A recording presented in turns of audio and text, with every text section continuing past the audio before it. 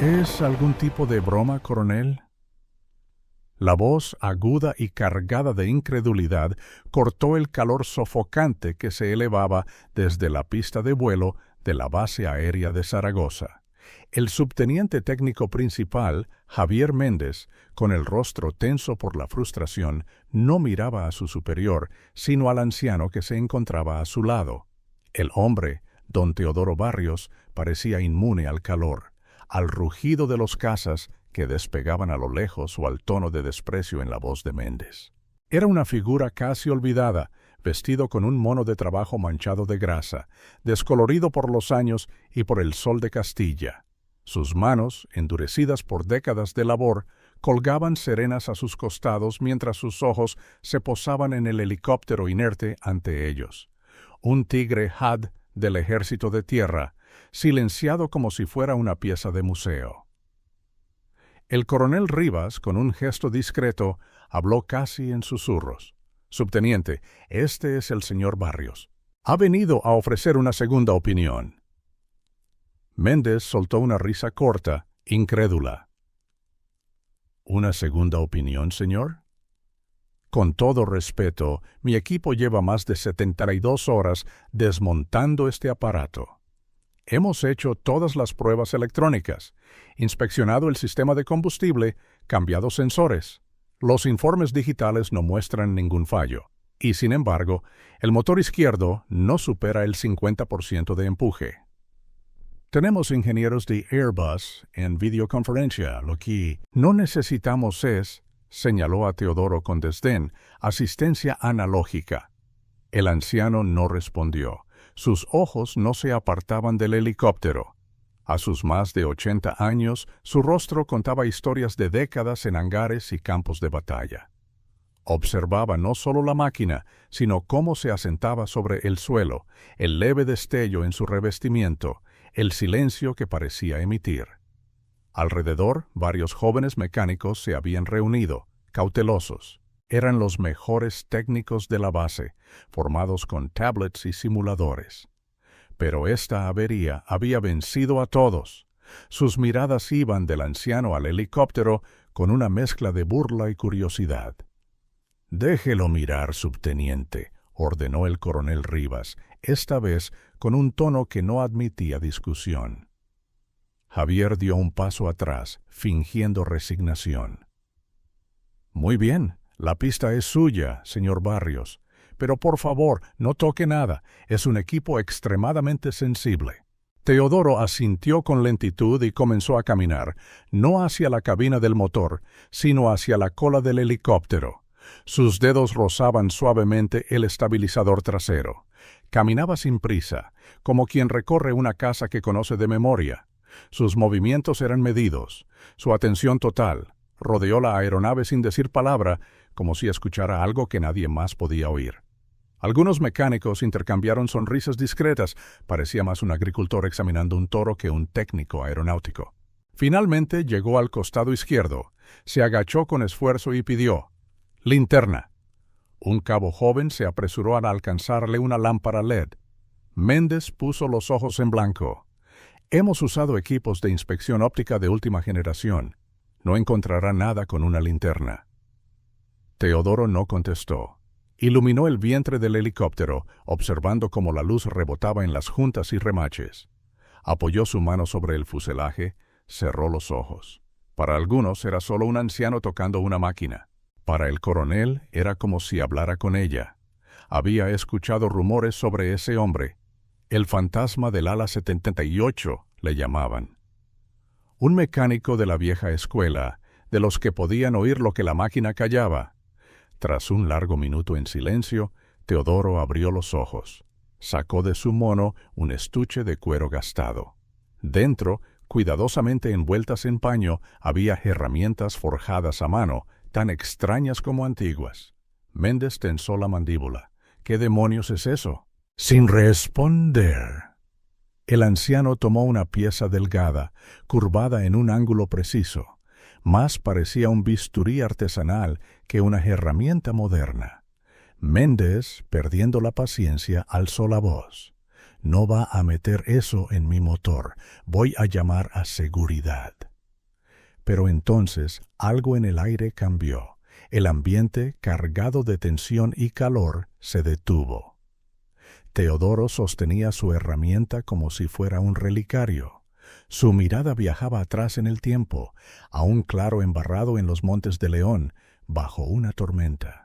Un helicóptero Cougar dañado, heridos, urgencia, un trozo de metal improvisado, una decisión que salvó vidas. De pronto, el cabo Miller, joven pero atento, entendió. Había visto esa mirada antes, en los ojos de un artificiero justo antes de desactivar un explosivo. Era una mirada que veía lo que los demás no podían, y supo con certeza que el viejo lo había encontrado. Miller bajó la cabeza, discretamente sacó su móvil y escribió un mensaje urgente al ayudante del coronel.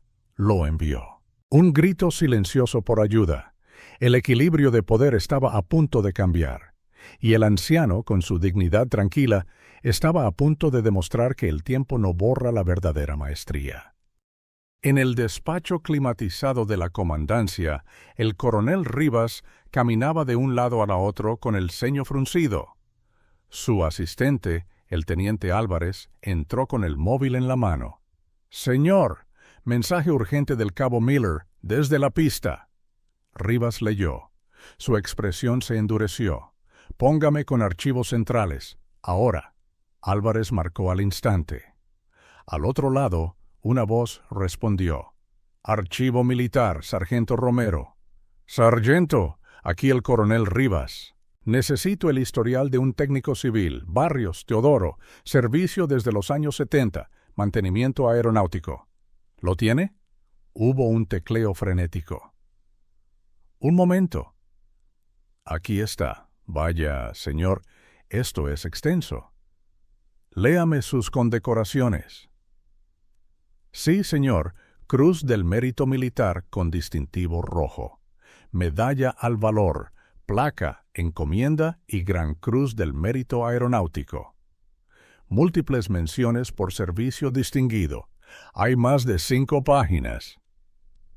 El coronel se detuvo en seco. ¿Las narrativas?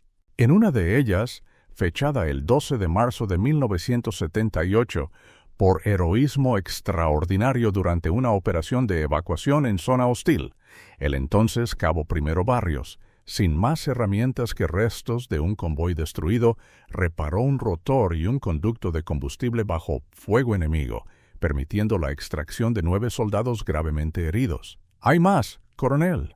En todas, el patrón se repite. Reparaciones imposibles, bajo presión, con recursos mínimos. Rivas sintió un escalofrío. No solo había llamado hasta un veterano experimentado, había traído a una leyenda. Cerró la llamada con voz seca. «Gracias, sargento. Archíveme esa ficha. La necesitaremos». Volvió hacia Álvarez, que esperaba en silencio. «Saca el coche y ponte en contacto con el general Pedro Sanz. Dile que el fantasma de su pasado está en nuestra pista y que están a punto de echarlo con escolta. Que se prepare». Mientras tanto, en la pista de Zaragoza, la tensión era insoportable. El subteniente Méndez, con el rostro rojo de ira, ordenaba. «Cabo Romero, llame a la Guardia Militar. Tenemos a un civil interfiriendo con material clasificado». El joven mecánico titubeó. Miraba a Teodoro, agachado aún junto al fuselaje, ajeno al caos, con su herramienta apuntando a un rincón oscuro del motor. «Ahí», dijo con calma. «El conducto neumático de las válvulas de sangrado. Tiene una grieta».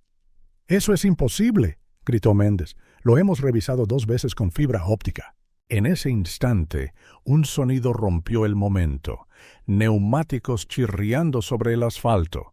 Un Ford oficial negro atravesaba la pista, violando todo protocolo.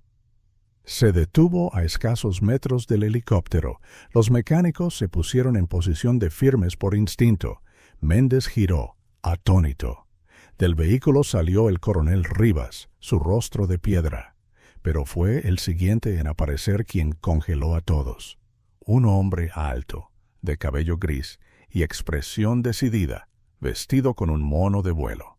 4 estrellas relucían en sus hombros. Era el general de ejército Pedro Sanz, comandante del mando de apoyo logístico del ejército. Avanzó entre los técnicos sin mirar a nadie, directo hacia Teodoro Barrios. Se detuvo frente a él y, con la solemnidad de quien rinde homenaje, se cuadró. Llevó la mano a la sien en un saludo perfecto. «Teddy». «Dios mío, eres tú».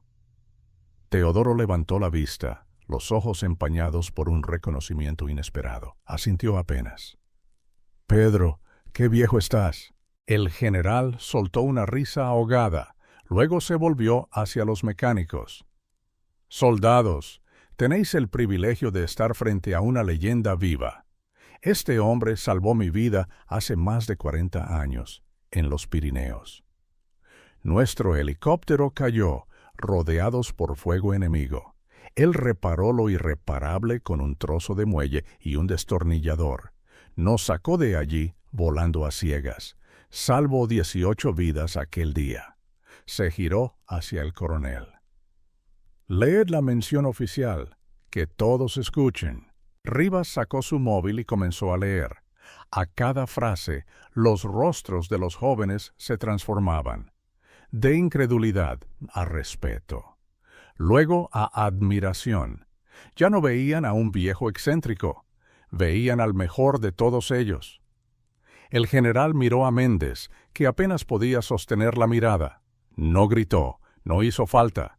Su voz, apenas un susurro grave, fue peor que cualquier bronca.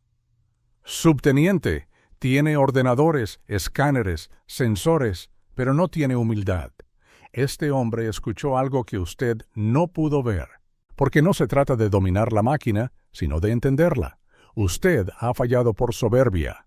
Él ha vencido por sabiduría». La lección había comenzado, y no iba a olvidarse pronto. El viejo Teodoro, con la herramienta aún en la mano, dio un paso al frente. Su voz no era de reproche, sino de enseñanza. «No es culpa tuya, hijo. La máquina habla en susurros. Hay que saber callar para oírla». Y apuntó con su herramienta a donde nadie había mirado antes, la grieta que cambiaría el destino de todos. El impacto de aquellas palabras aún flotaba en el aire cuando el general Sanz se volvió hacia el helicóptero. «Mostradme el punto que indicó, señor Barrios». Teodoro avanzó sin prisas. Señaló con la punta de su herramienta forjada a mano un rincón oscuro y profundo del motor izquierdo. «Ahí, justo donde el conducto neumático de las válvulas se acopla con la carcasa del motor, hay una microgrieta, invisible si el motor está frío, solo aparece bajo presión específica al 50% del ciclo». Uno de los técnicos, el cabo Romero, tragó saliva y susurró al coronel Rivas. «Podríamos desmontarlo, llevar la pieza al microscopio». «Háganlo», ordenó el coronel. Con una mezcla de nerviosismo y determinación, el equipo de mantenimiento se movilizó. Méndez, aún aturdido por la humillación, no dijo nada. Simplemente observaba en silencio cómo extraían el conducto indicado con movimientos meticulosos. La pieza fue llevada rápidamente al hangar de inspección. Allí, bajo el microscopio, apareció lo impensable, una fisura fina como un cabello, casi invisible incluso ampliada. Pero estaba exactamente donde Teodoro lo había dicho. El cabo Romero exclamó: «¡Está aquí! ¡La grieta existe!».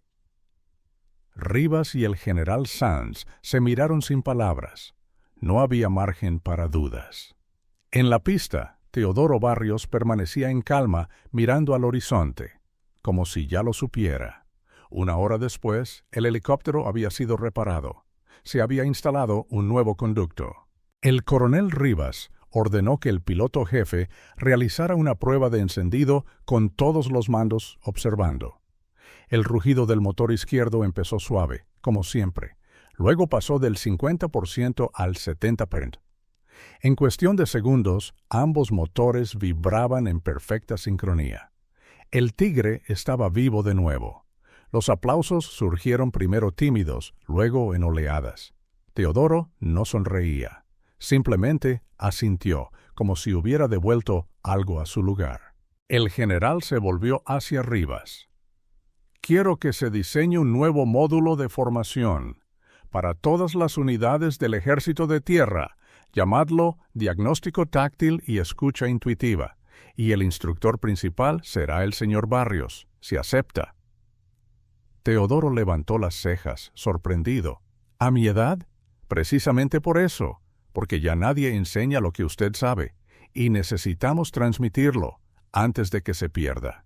A la mañana siguiente, en el boletín oficial de la base, se publicó un reconocimiento formal. No solo por el hallazgo técnico, sino por rescatar un legado olvidado. Se autorizó el acceso completo de Teodoro Barrios a todas las instalaciones como consultor técnico honorario. El subteniente Méndez no fue sancionado de forma oficial, pero recibió una orden directa del general Sands. Sería el primer alumno inscrito en el nuevo programa. Semanas después, en uno de los hangares principales, la escena era otra.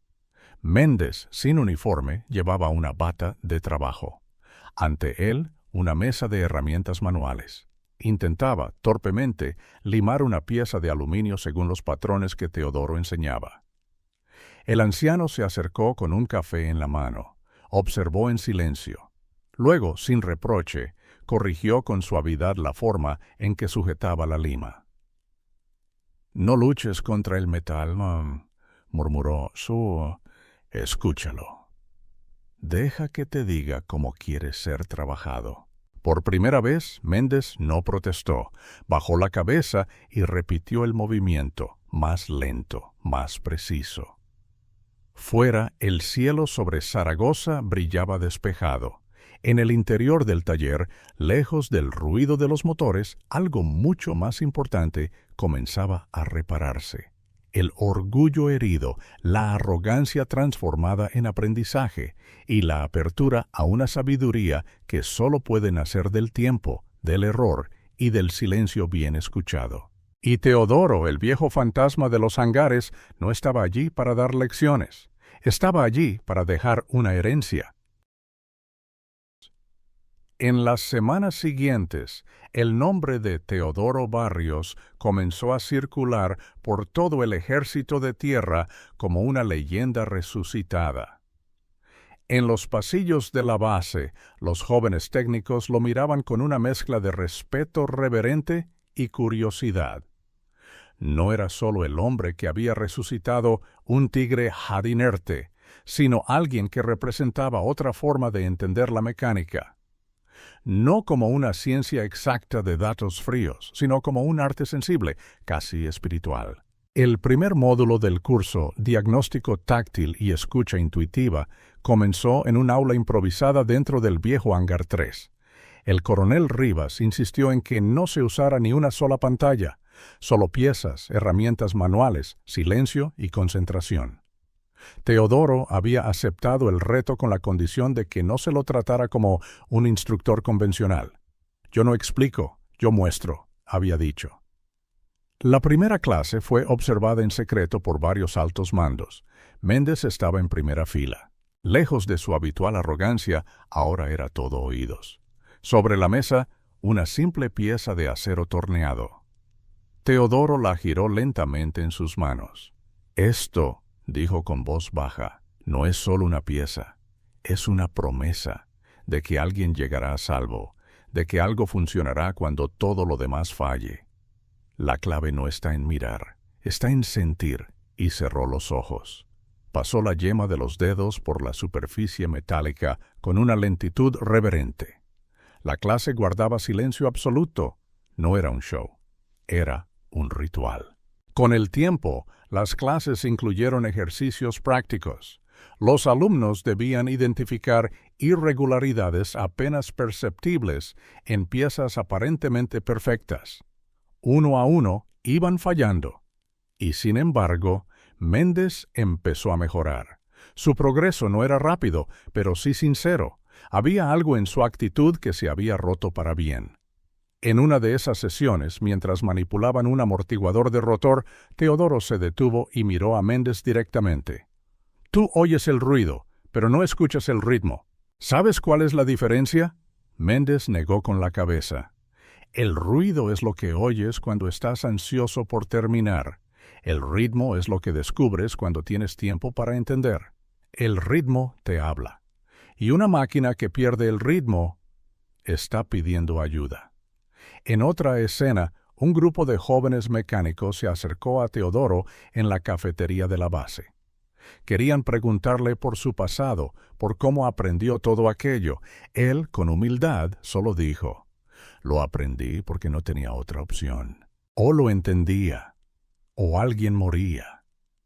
Y bajó la vista hacia su taza de café, que giraba lentamente en su mano, como el mundo que alguna vez lo necesitó más de lo que él imaginó. En la base comenzaron a surgir pequeños cambios. Se instalaron zonas de trabajo sin pantallas, donde los técnicos practicaban exclusivamente con herramientas manuales. Algunos se reían al principio, pero poco a poco el respeto creció. Había una calma nueva en el aire, como si cada tornillo apretado tuviera más sentido, más conciencia. Un día, el general Sanz visitó el taller sin previo aviso. Observó una clase. No dijo nada. Al final se acercó a Teodoro y le estrechó la mano. Lo que está haciendo aquí no es enseñanza, es rescate. Está devolviendo a esta institución algo que habíamos perdido. Teodoro simplemente respondió: «No se enseña a escuchar, se recuerda». El general asintió, tocado en lo más hondo. Y así, en un rincón olvidado de una base militar española, comenzó una revolución silenciosa, sin pancartas, sin medallas, solo herramientas, paciencia y una sabiduría que no venía de los manuales, sino de los años, del respeto y del coraje de callar y escuchar lo que nadie más oía. Y eso, lentamente, lo estaba cambiando todo. Pasaron los meses. La iniciativa impulsada por el general Sanz se expandió a otras bases del Ejército de Tierra: Córdoba, Badajoz, San Gregorio. El método Barrios, como empezaban a llamarlo entre susurros, se enseñaba en aulas sin ordenadores, entre piezas reales, motores abiertos y herramientas simples. Cada nueva unidad de mantenimiento recibía ahora un módulo de formación centrado en percepción táctil, escucha activa y análisis intuitivo. Pero más allá de los talleres y aulas, el verdadero cambio estaba ocurriendo en la actitud. Los jóvenes técnicos empezaban a llegar antes, a quedarse después, a preguntar con humildad. Ya no se burlaban de los veteranos ni se escudaban en diagnósticos automatizados. Querían comprender. Teodoro, sin buscarlo, se había convertido en un símbolo. Lo llamaban desde unidades en Ceuta, Melilla, incluso desde la Armada. No siempre aceptaba. Decía que la enseñanza no debía convertirse en espectáculo. Un día recibió una carta manuscrita. Provenía de un joven teniente destinado en la base de Ronda. Había perdido a su padre, también mecánico militar, sin haber llegado a entender del todo su oficio. Tras asistir a un seminario con Teodoro, escribió: «Hoy siento que he hablado con mi padre a través de usted. Gracias por devolverme algo que pensé perdido». Teodoro no respondió con palabras. Envió, cuidadosamente envuelta, una de sus herramientas forjadas a mano. En una nota simplemente decía: «Que te guíe, pero no la uses hasta saber lo que te está diciendo». Mientras tanto, en Zaragoza, el taller había cambiado para siempre. Donde antes había una pared blanca con instrucciones técnicas, ahora había una pizarra negra con una sola frase, escrita con tiza: «El metal no grita, murmura». Un día, en uno de los ejercicios prácticos, Méndez se encontraba frente a una junta aparentemente en buen estado. Teodoro le observaba desde una distancia prudente, sin intervención, solo con la mirada serena de quien espera que la semilla brote sola. Tras varios minutos de inspección visual, Méndez no encontró nada. Frustrado, apoyó sus dedos suavemente sobre la pieza y cerró los ojos. Unos segundos después los abrió con una chispa distinta. «Aquí», murmuró, «hay una leve diferencia en la temperatura al tacto, como si esta zona estuviera reteniendo tensión». Teodoro se acercó, no dijo nada, solo sonrió, brevemente, con orgullo callado. No era la respuesta lo que valoraba, era el cambio en la forma de buscar. Días más tarde ocurrió algo inesperado. Teodoro no se presentó a clase. Los alumnos esperaron, inquietos. Al mediodía, el coronel Rivas anunció que había sido trasladado temporalmente a la base aérea de Morón, donde se había producido un incidente con un Eurofighter que presentaba una anomalía inexplicable. Lo han pedido ellos, y solo han pedido una cosa, que no lleve herramientas, que lleve sus manos. Los alumnos aplaudieron, sin sarcasmo, con respeto. Mientras tanto, en el tren hacia Sevilla, Teodoro contemplaba el paisaje andaluz desde la ventanilla. Su estuche de cuero descansaba en su regazo, cerrado. No necesitaría usarlo aún, no mientras supiera escuchar. Recordó una conversación con un piloto joven días antes de retirarse por primera vez. El chico le había preguntado si no le daba miedo no tener las herramientas adecuadas en combate. Teodoro había respondido: «El miedo no es a no tener la herramienta. El miedo real es no saber qué necesita la máquina, porque si lo sabes, siempre puedes inventar lo que te falta».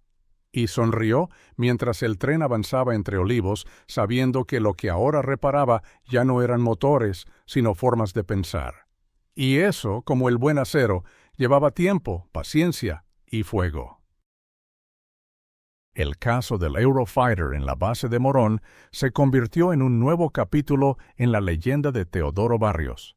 La aeronave, una de las más modernas del Ejército del Aire, había fallado en pleno vuelo de entrenamiento. Ningún diagnóstico digital arrojaba errores. Los ingenieros alemanes de la empresa fabricante enviaron técnicos especializados, pero todos coincidían. Los sistemas estaban perfectos. Sin embargo, el piloto seguía reportando una vibración anómala, casi imperceptible, pero real. Teodoro llegó sin fanfarrias. Lo recibieron como a un abuelo respetado, no como a una autoridad. Su presencia, sin embargo, provocaba silencio. Caminó junto al avión, observando su silueta bajo el sol abrasador. No pidió planos ni informes. Pidió tiempo y soledad. Durante más de 2 horas caminó alrededor del caza como si danzara con él. Acariciaba sus alas, palpaba sus paneles, golpeaba suavemente el fuselaje con los nudillos. Finalmente, se detuvo bajo la tobera del motor derecho, cerró los ojos. Apoyó una mano y susurró: «Aquí. Hay una resonancia que no debería estar». Los técnicos intercambiaron miradas. Uno de ellos, escéptico, murmuró: «Eso no puede detectarse sin sensores». Teodoro solo sonrió. «Precisamente por eso lo escuché, porque no lo medisteis». Tras desmontar parcialmente el conducto de admisión de aire, descubrieron una pieza suelta, milimétricamente desalineada. No generaba alerta digital, pero sí una vibración sutil que, en condiciones extremas, podía haber causado un fallo catastrófico. El comandante de la base firmó un informe donde se recomendaba establecer una unidad permanente de inspección sensitiva bajo la dirección del señor Barrios. El Ministerio de Defensa, ante la repercusión interna y mediática del caso, lo nombró oficialmente consultor táctico senior en diagnóstico de aeronaves. Pero Teodoro, fiel a su carácter, rechazó cualquier despacho. Siguió viajando entre bases, durmiendo en alojamientos militares, comiendo en las cantinas, escuchando historias y dejando huellas invisibles. Una noche, en la base de Torrejón, fue invitado a hablar ante un grupo de nuevos oficiales. La sala estaba llena. Él se sentó en una silla de madera, sin atril, sin presentaciones. Comenzó con una frase sencilla. Las máquinas, como las personas, también tienen días malos. Pero no todos saben cómo escucharlas cuando callan. Durante 1 hora narró anécdotas no de victorias, sino de fracasos, de piezas que no logró reparar, de errores que costaron tiempo, orgullo o vidas. No como confesión, sino como legado. Nadie habló durante su relato. Algunos incluso tomaron notas con los ojos húmedos. Cuando terminó, un joven alférez se acercó y preguntó: ¿Cuál es la herramienta más importante que ha tenido? Teodoro respondió sin titubeos: mis dedos. Luego, el silencio. Esa misma noche, en la soledad de su habitación, Teodoro abrió su estuche de cuero por primera vez en días, no para usar sus herramientas, sino para limpiarlas. Cada una tenía una historia, una cicatriz, un momento. Las repasó como quien acaricia fotografías antiguas. Luego cerró el estuche y lo colocó junto a la ventana. Fuera, la noche sobre Torrejón era clara y silenciosa, pero él sabía que, en algún hangar, una máquina susurraba algo que todavía nadie había escuchado, y pronto volverían a necesitarlo. Mientras tanto, los jóvenes mecánicos de toda España comenzaban a usar una nueva expresión cuando no encontraban una avería. Hay que hacerle un Barrios. No significaba revisar más, significaba escuchar mejor. Y así, sin buscarlo, un hombre forjado en el barro y el ruido se convirtió en el susurro que ahora guiaba al futuro de la aviación militar española. La última vez que se vio a Teodoro Barrios en una base militar fue en la Escuela de Formación Técnica de Cáceres. Había aceptado una invitación especial para asistir a la graduación de la nueva promoción de mecánicos del Ejército de Tierra. No había cámaras ni discurso preparado, solo una silla vacía en primera fila, reservada con un simple cartel: invitado de honor. Llegó caminando despacio, con su estuche de cuero bajo el brazo. Al verle, los jóvenes se pusieron en pie. No lo hicieron por protocolo, lo hicieron porque sabían quién era y lo que representaba. Durante el acto se le ofreció una medalla conmemorativa. Él la aceptó con educación, pero sin alardes. Luego pidió permiso para decir unas palabras. Subió al pequeño escenario, miró a los nuevos técnicos uno por uno y dijo: «Hoy os graduáis, pero aún no sois mecánicos. Lo seréis el día que una máquina os mienta. Y sepáis que lo está haciendo». Risas nerviosas, algunas cabezas asintiendo. Continuó: «Las herramientas pueden fallar, las órdenes también, incluso vuestra memoria. Pero si aprendéis a confiar en vuestras manos, en vuestros sentidos y en vuestro silencio, nunca estaréis perdidos». Y bajó del escenario. Así, sin más, fue su última lección pública. Días después, el general Sanz recibió una carta escrita a mano. Era de Teodoro. En ella anunciaba que se retiraba definitivamente. Mi labor ya no es enseñar, sino dejar espacio para que otros enseñen. El silencio también necesita lugar. No se supo más de él durante meses. Algunos decían que vivía en una aldea cerca de Cuenca, restaurando radios antiguas. Otros, que había vuelto al taller de su juventud en León. Había quienes aseguraban haberlo visto en las afueras de Bilbao, sentado en un banco observando aterrizajes, con una libreta en la mano. Ninguno de ellos quiso comprobarlo. Todos respetaron su decisión de desaparecer con dignidad. Mientras tanto, su legado se institucionalizó. El método Barrios se convirtió en asignatura obligatoria. Se creó un manual, aunque incompleto, porque muchos sabían que lo esencial no podía escribirse, solo vivirse. En uno de los hangares de Zaragoza colgaba una foto en blanco y negro. Teodoro Barrios, de espaldas, caminando solo por la pista, su estuche colgando de la mano. Debajo, una frase: «El que escucha lo invisible, mantiene lo imposible en el aire». La historia de Teodoro Barrios no tuvo un final grandioso. No fue condecorado en una plaza pública. No fue entrevistado en televisión. Pero quedó en el susurro entre metal y carne. En la pausa antes de encender un motor. En la mirada de un joven técnico que ya no pregunta primero a la máquina, sino a sí mismo. Y quizás eso fue lo mejor, porque los verdaderos maestros no cierran historias, las abren y las dejan volar. Suscríbete al canal, deja un comentario y comparte este video si alguna vez has aprendido de alguien que no necesitabas hablar para enseñarte todo.